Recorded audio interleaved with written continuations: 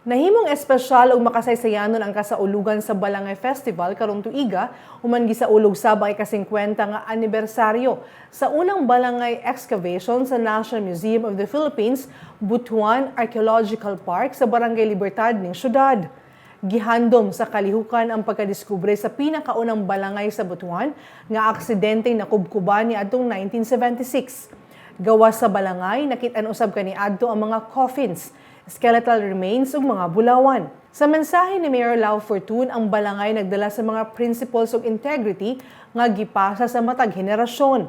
Ug karon ginaawhag ang pag-ila niini isip simbolo sa atong katawhan ug komunidad, dili lang usa ka archaeological artifact. Ang balangay ug Butuan boats mao'y material evidence nga adunay advanced civilization sa Butuan. Kapin 1,000 ka tuig na ang milabay.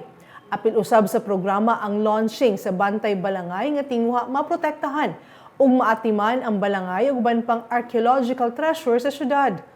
Aktibo usab nga may partisipar ang mga bisita pinaagi sa pagbutang og thumb mark sa replika sa balangay isip pagpakita silang commitment to one balangay.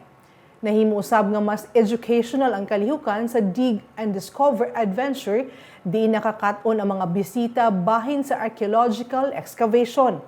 Makita ang pinakaunang balangay ug uban pang artifacts sa Butuan National Museum Archaeological Site sa Purok 6, Barangay Libertad ning syudad.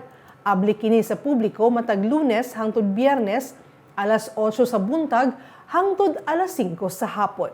When we look at the balangay, we see not just a boat, but people united by purpose.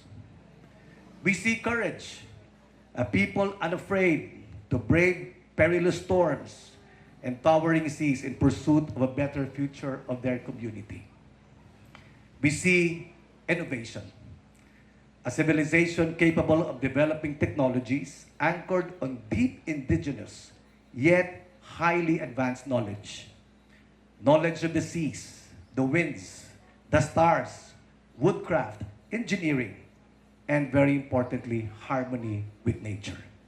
Og makatong update ng adlaw alang sa bang mga updates, follow and like ang official Facebook page, Instagram ug subscribe sa YouTube channel sa Butuan City Public Information Office.